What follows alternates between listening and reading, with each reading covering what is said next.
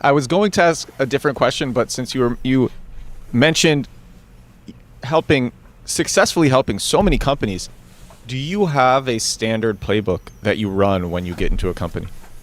Yeah, and I'm kind of like, and it's odd because like my personality is anti-playbook, right? Like I remember when I got hired at Kemp Technologies, the CEO hired me, and the CEO hired me before he became CEO. It's like one of these rapidly evolving things where he was general manager of Europe, and he got asked to write the playbook for Edison Partners, which is the venture capital company.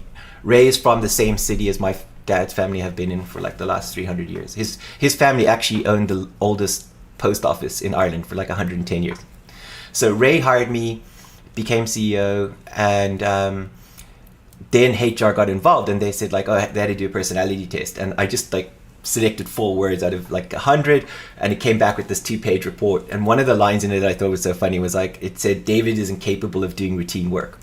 But yeah, I have a standard playbook, and it's building topical authority, right? So one of the guys I talk a lot to on X. Can you explain topical authority for beginners? Yeah, sure. Lots of SEO beginners listen to this show too. So when you talk about PageRank, when you talk about topical authority, So basically, the way Google works and PageRank NS, or PageRank near seed, which is its current latest invocation, looks at how far you are from pages or pillars of trust on the internet, right? So you can take the New York Times as a very big pillar of trust. I always take Microsoft.com as a pillar of trust. And depending on how far you are from them, is your sort of like PageRank score, which is like a numerical long int number, right? So it could be like 1 billion or 100 billion, depending on how many pages are on the internet at any one time. What do you mean by how far you are from them? So if you're 100 clicks, like 100 jumps, you're going to be very far down. If you're very close to them, you're going to have a much higher standing of authority. And then depending on the value of that link, right? So how far that link is from the highest point of authority on that site, right? So PageRank itself is a number, but it's expressed as topical authority. So for example, one of the questions you see really, really often in forums is, what is DA, DR, SR, site authority, domain authority, right? So they are typically a number. But if you look at it, a lot of people can outrank Microsoft or Google for very specific terms, right? Like I outrank Google for what is GSC and what is Google. And I do that to prove a point, right? I use my own blog to make a point about how things rank. So if you take that number and apply it as a percentage weighting to a term, you get a topical authority. With a lot of different phrases, you end up with an array. So topical authority is the number converted or representative to a topic. And a topic would be like, what is SEO? What is PPC? So PPC and SEO topics. Or if you're a company like SEMrush, then what is the SERP report is a topic. So topical authority is how you rank and how you convert numbers to ranking for particular phrases. Your playbook is building topical authority. My playbook is building topical authority. I don't like buying backlinks. I think a lot of people think I sell backlinks. I've had that thrown at me a few times, but I like earning backlinks and building backlinks, and I think it's really easy to do. And that's where authority comes from. But authority can also come from building traffic, right? So if you can find a way to rank for like what is GSC, then you can also start to rank for other things around GSC. And that's how topical authority. And I didn't invent that. That was actually cornerstoning by Yoast.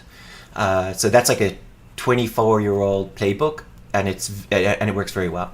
My second playbook is competitive analysis, right? So, and then my third playbook is use case analysis. So if you take Kemp, for example, Kemp was a company that built a load balancer. Load balancer distributes users between multiple servers. So that could be for sending WhatsApp messages or email or video streaming. And it's a single product company. And we built a 36,000 page website. So we took every single use case. How do you load balance Nginx? How do you load balance Microsoft Link? How do you load balance Microsoft Exchange Server? And we just went through all of the use cases and produced content, and then translated it into 16 languages. Wow.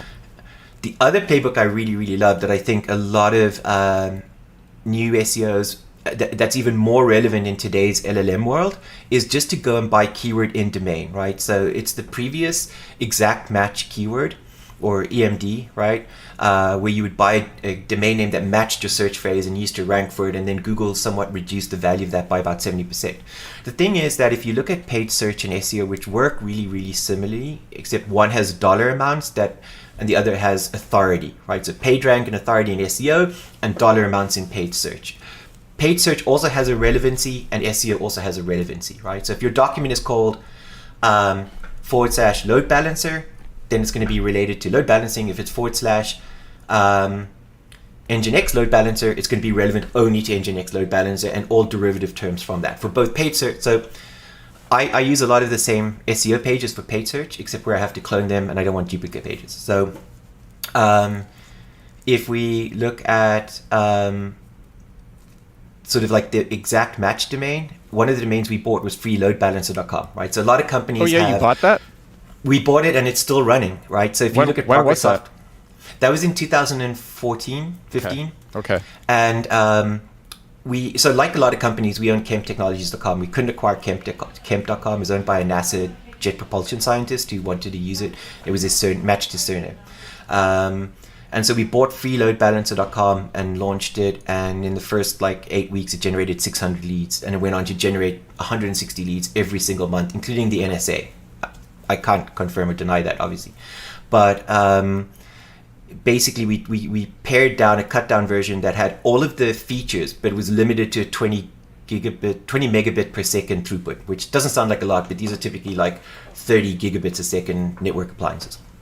And if you go look for free load balancer today, it's still number one, and the branding is very close to Kemp, and its branding is very close to Progress, and I think that's a really good example of how if you're trying to rank for a phrase that Microsoft, Google, Citrix are all trying to rank for, that's a great way and Amazon, to get into the top of the search results is to have domain names that match the search phrase, build a website on it, and then you can link back to your parent site. And it's a very, you can buy those domains for $12 on GoDaddy, right?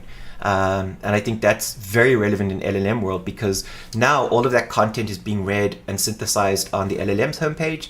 And so if they're citing your brand, you don't have to worry about building a massively expensive website, right? You can just get WordPress with a theme, which is what I think we did.